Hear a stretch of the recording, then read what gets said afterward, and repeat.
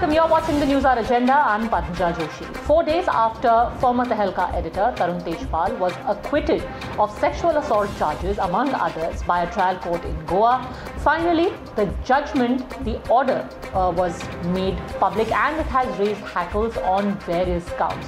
First, because of the way in which the investigation was done. The judgment notes about how a lot of evidence was not only not brought on record by the police, but also some of it may have been destroyed. The second is the language of the judgment itself. Why? Because in several places, the judgment talks about the survivor, labels her testimony as unreliable, brings into question her behavior after the assault, and even her history has been quoted, the messages that she has exchanged, the friendships that she may have had, to label her as an unreliable witness. Now, while the Goa government has already decided to appeal against the judgment, against the acquittal, the questions are being raised about the verdict itself and whether the reason given for acquittal prove that the burden of giving proof is on the survivor, and is the judgment and the language inside hinging more on bias and moral judgments than the facts on hand. In the parameters of fair criticism, I strongly believe that the findings of Session Court in Tarun Tejpal case pertaining to behavior of the victim post-assault is erroneous. It is a settled proposition of law that the behavior of victim varies from person to person. This was the case in Me Too movement as well. If these findings of Session Court are not set aside by High Court, then it will set a wrong precedent for the society. You're watching the News Hour at 10, debate number 1 on Times Now, Super Prime Time.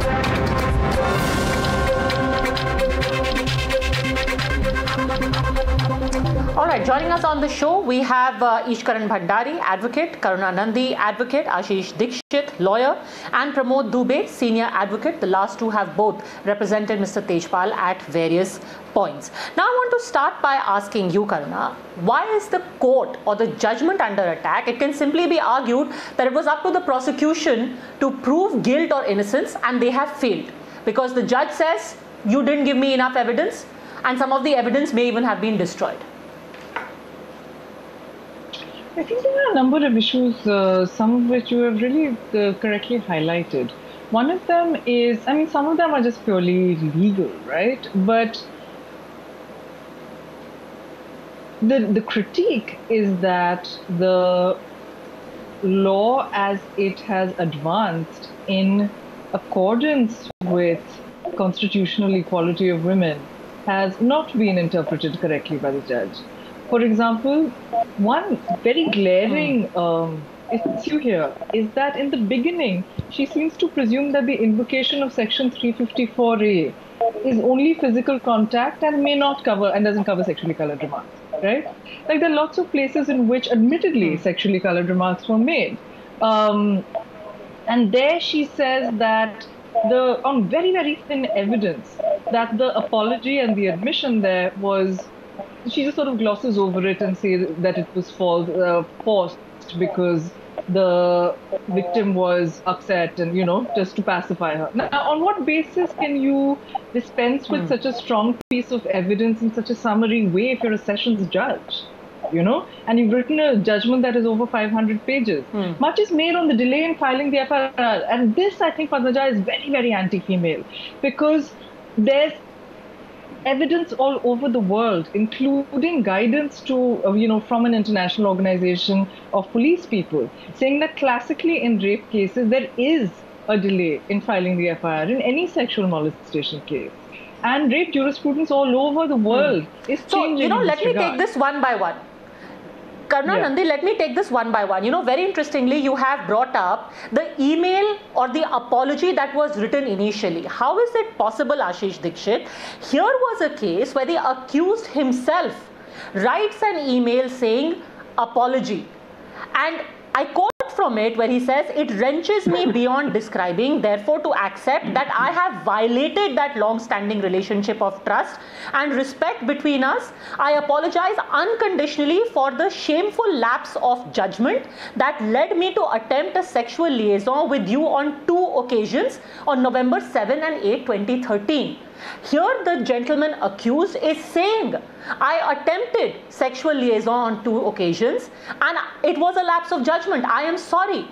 How did the court just gloss over what to the layperson would seem like a semi-confession, if not an entire confession? Padmaja, I'll give you the reasoning why judge has held so. But let me point out a very interesting aspect in this case, after which all the other arguments will become superficial. The argument is that the judge has come to a conclusion that the prosecution withheld material which would have helped the accused to get exonerated. After this, the entire prosecution falls and there is no story left because there is a onus on the prosecution to be fair. Once a judge comes to a conclusion that prosecution was acting in a malafide manner and he has not brought the correct evidence on record, nothing survives in the case. And as far as the credibility of the witness is concerned and the language employed, but hasn't Karunanidhi just pointed out that even if some evidence, for example, the recording of the the CCTV camera on one floor of the hotel was withheld by the prosecution, there is other evidence at hand which seems to be just dismissed out of turn by the judge. That is exactly what Karunanidhi has just said. That is, and they didn't call Robert De Niro to substantiate the assertion that they came out of the first floor. They had other evidence. A clear perspective on this matter. Let me complete. What the judge has said that you have not fulfilled your obligation to give a fair trial to the accused. When you find that the prosecution is withholding the material, how can you trust that prosecution? And also with regard to the lady who has filed this complaint, the judge has come to a conclusion that her version is not reliable. And in the rape cases, in the absence of... Based on what? That is what we are questioning. Based on what? So basically the judge says... Just a second. Judgment, you will not give me 2 minutes to explain. Basically the judge has... Sir, that is what we are saying. There is can you please just a second? Can we please address each issue one by one?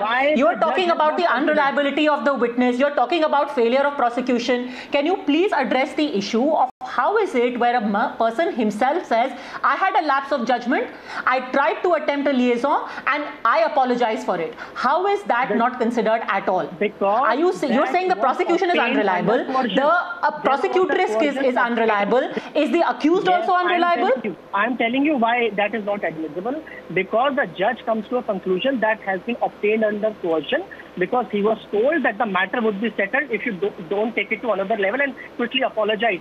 Anyone would be under, this would amount to coercion under law. So there are 3 aspects to this matter. Once the prosecution has failed to discharge... But just a second, you're saying it was coercion. So let me bring in Ishkaran Bhandari. Isn't this presumption on part of the judge? And let me quote... and let me quote to you the judgment that you're talking about. It was under coercion, where the judge says, the prosecutrix, that is the survivor, through claims of trauma, devastation, brought pressure to submit an apology on her terms on a claim that it would bring closure to the incident. Now, how has the judge presumed this threat and trauma and a promise of closure? Basically saying that the accused was under pressure to issue this apology. How has this judgment been reached, Ishkaran Bhandari? Padmaja, I see there are 2 major points of what has emerged. One is this apology. Was it under coercion or was it not under coercion? The judge has to explain, and the High Court would also go into it. Would an editor be under such a coercion that he would issue a letter like this? That's a serious question. It's not a youngster, it's an editor who's doing it. Person who's in a dominant position. Second aspect, where whatever I have read is that the prosecutrix said they never came out of the lift or the lift did not stop. Now the judge there says, why is the footage of the first floor not brought out? What if that footage completely belies the version of the prosecutrix? That is the important thing for it to be visible there. So we have to see both these aspects. I am not going with the prejudged conclusion of who's guilty or not, that the High Court would. But CCTV footage is an extremely important footage. And why has the footage not been brought? That would also be weighing on the mind of the judge. Would that footage exonerate? or would that footage not exonerate? Those are the two things the judge has obviously weighed on. But that is a question that will be asked of the Goa police then and the Goa government. Yes. That would be a major lapse on their part. Yeah, definitely on the part of the police. Government, I don't know if the government over-supervises an IO. People may say the government is trying to fix Tejpal. So that things I can't answer. Over-supervision would also, because Tejpal is not a friend traditionally of the government. So I don't know whether you can over-supervise an IO in this sort of a case. But yes, definitely on police, those are very scathing remarks by the court. Not only scathing remarks. Okay, so ultimately it was the CCTV footage that seemed to have skewed the judgment in favor of Tarun Tejpal. But on the point, and again I want to keep bringing it back to addressing one issue once at a time. Karunananda, you agree that this could have been done under coercion, as the judgment says?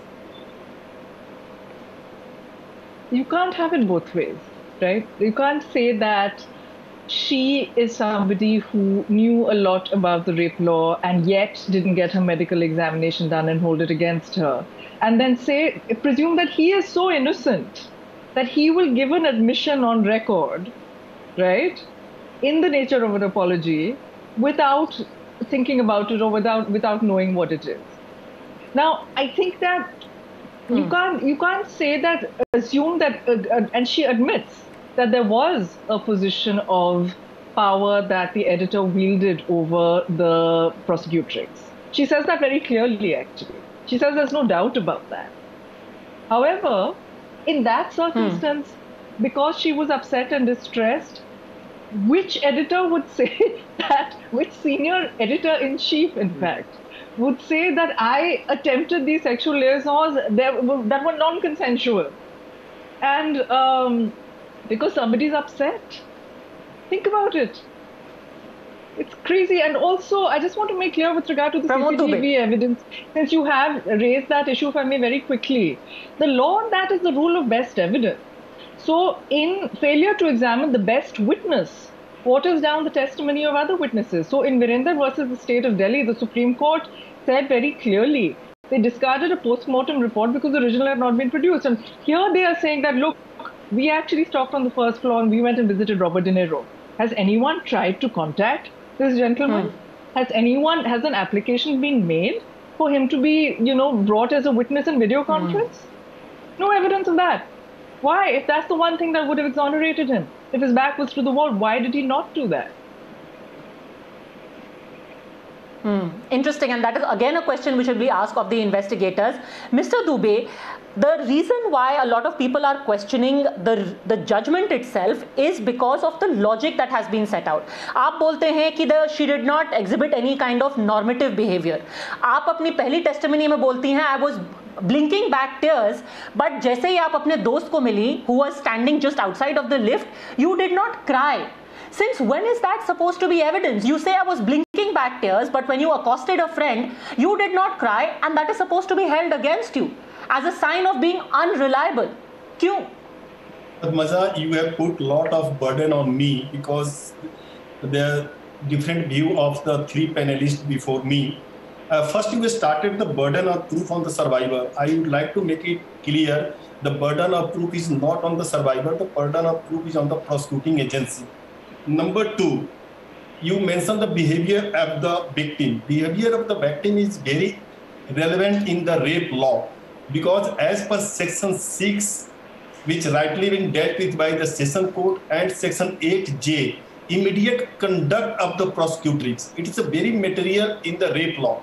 If you are examining the evidence, plus appreciating the circumstances, you must have to see the immediate behavior of the prosecutrix. In this case, she made Nikhil Agarwal. Nikhil Agarwal is already the witness PW4 and he has contradicted the version of the prosecutrix, number one. Number two, it is mentioned by Ms. Karuna Nandi, there was delay in the FIR but immaterial. No.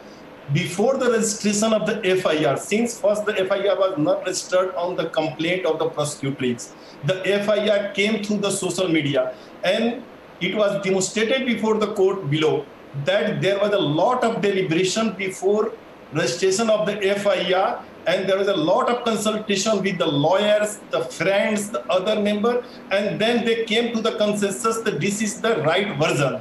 So this is also cast doubt on the case of the So you're saying the behavior is very important. What sort of a behavior should the prosecutrix or the survivor in this case have exhibited to be seen as reliable? What is basically being held against her is that she looked like in a good mood, happy, normal, smiling, and did not look distressed or traumatized. So what, according to you, is the behavior which she would have to exhibit to be reliable?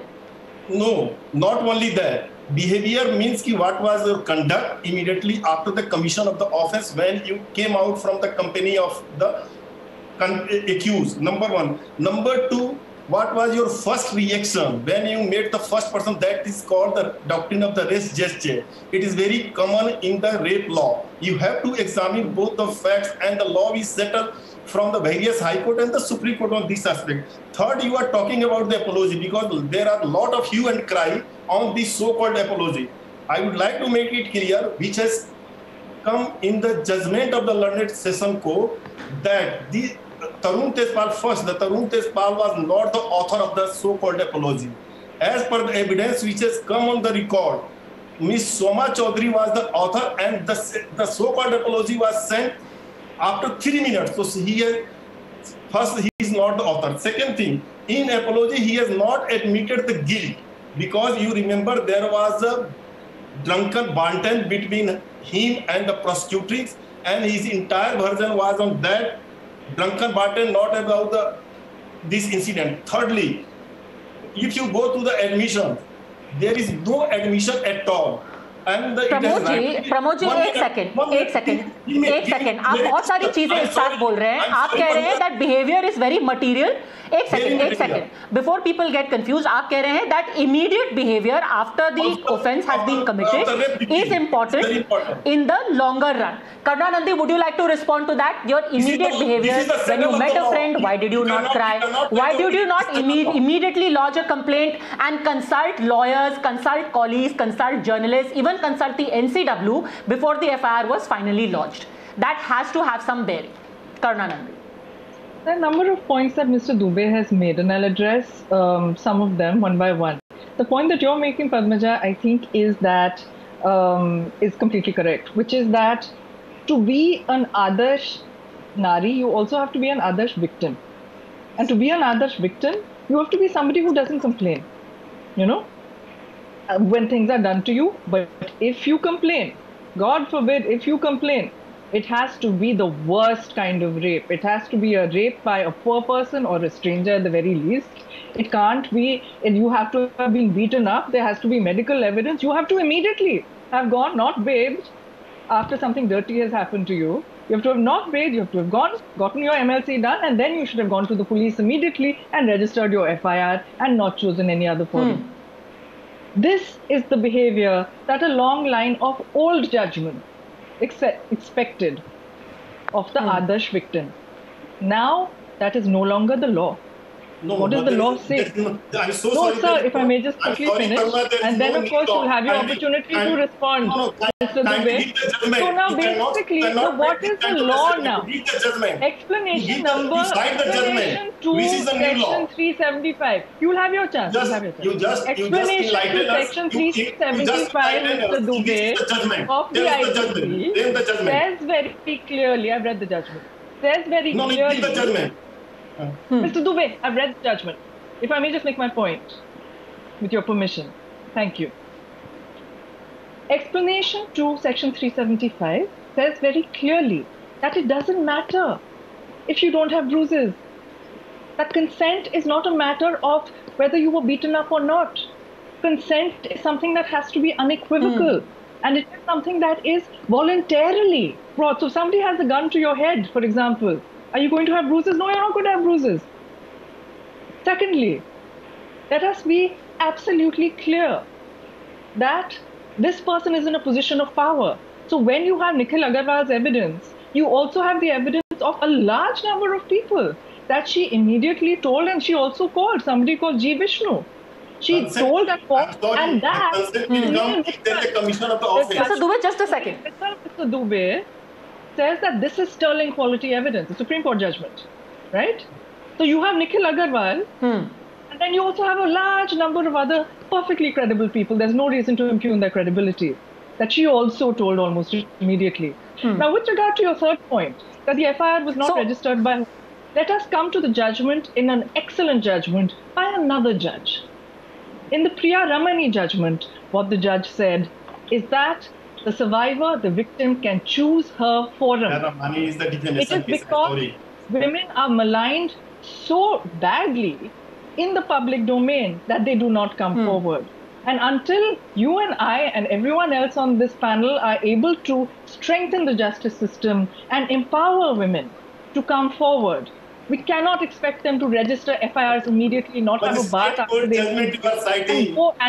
and you know why this argument of somebody having to be Ishkaran Bhandari, the Adarsh victim, is also borne out, because look at page 246 of the judgment, where her past messages with friends are quoted to say her messaging record shows it was entirely the norm for prosecutrix to have such flirtatious and sexual conversations with friends and acquaintances. How is that supposed to be relevant to an entirely different case? They're not even talking about her conversations with the accused. These are conversations with other friends, which, because they are supposedly flirtatious and sexual, this has a bearing on the case. How? Unless it's to color the judgment of her character. Padmaja, what is an appropriate behavior? Leave women. I don't know what is the appropriate behavior in a crisis of a man. Some people under pressure will be shocked. Some people will bash the other person's head in. So nobody has the appropriate behavior to stress or crisis, man or woman. But the other things which are in the judgment, as I am not on either side, which are of importance, was material testimony improved? Was the CCTV evidence which exonerated not taken? Was, as Mr. Dubey said, apology not authored by him? Because all that I have seen up till now was the apology was by him. So these are the things which the High Court will go into. What was the immediate behavior? I don't think so. That is a correct interpretation, because different people... No, the apology not being authored by him is the claim by Tarun Tejpal. How is one to prove that the apology was not authored by him and that it was framed and circulated by Soma Chaudhary and he gave his assent to it? Then let me ask you, Mr. Dubey, why did he agree to that apology being sent forward? Why? No. He has not sent the apology. If the facts in that apology were false and not to his liking... It is not sent by him. I'm so sorry. It is not sent by him. It's sent by one of the witnesses. Witness has stated before the court on oath.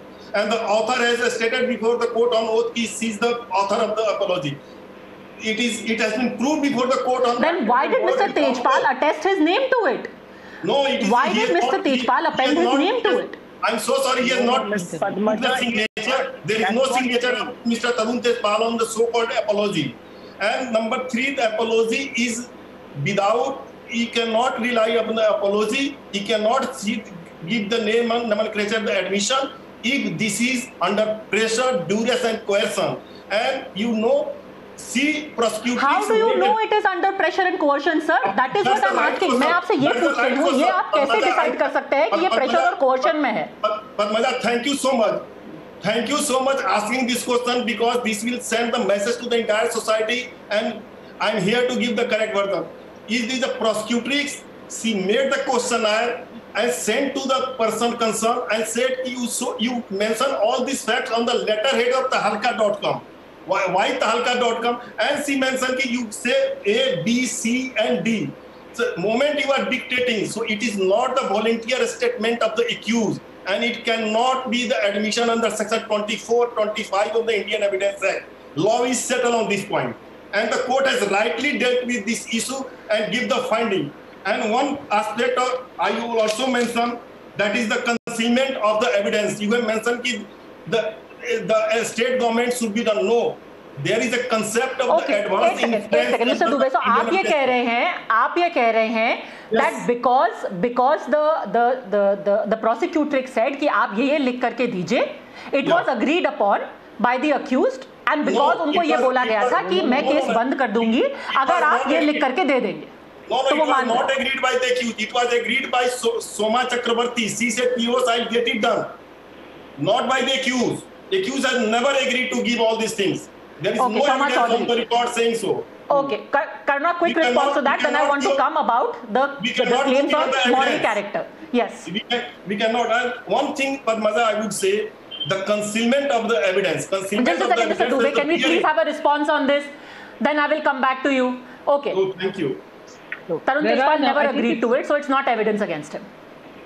I think it's completely, on with the greatest respect, inconceivable that somebody would from his various ostensibly be sending this out, and somebody and apparently now then many years later it's being claimed that actually it was his colleague, and that this fact was never denied in the long years after. Right? And also under the Evidence Act, I mean, this has been dealt with, and it's not been dealt with in the way that you're saying, sir. So if you can point me to the paragraph, I'm happy to, have the judgment cited on this. But the way that you are saying that this letter has been dealt with, according to me, this is not the way the letter has been dealt with. The accused has only one opportunity. So Pramodji, why not just point to the paragraph? I've got it in front of me. I've got the judgment in front of me. Let us take a look. Karuna, you are practicing in the criminal law. You must be knowing the accused can give only the explanation under section 313. What you are talking about, it was not denied in the very long period. Where is the question of the denial by the accused before 313? You are practicing in the criminal law. You must be knowing the criminal jurisprudence.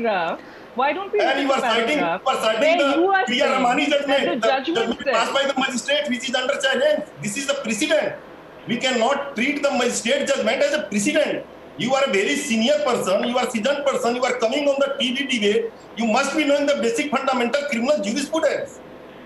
You have tweeted without seeing the judgment. The accused is liable. Accused would have been convicted under 354 without seeing the judgment. Okay. Let's not drag out this particular point. Let's see how the High Court looks at this. But now let me come to you, Ashish Dikshit. Personal allegations completely unnecessary. Okay, respond. Mr. Dubey, since you know your judgment so well, and since you know your law and the basics and fundamentals of law so well, point me to the paragraph in the judgment that you are claiming. You see page number 230. You see page number 230 of the judgment.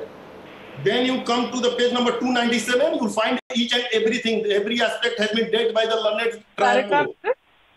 You see the paragraph. I don't have the paragraph. I can give you the where he has dealt with the apology part. Page number 230. Page number 134, 135. You see.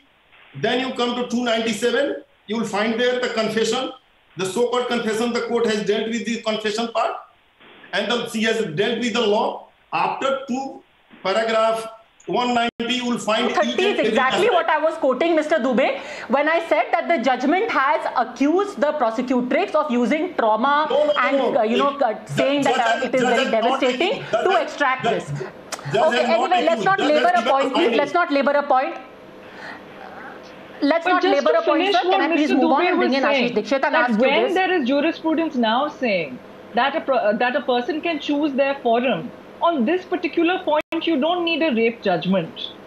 You can say that a prosecutrix does not have to immediately.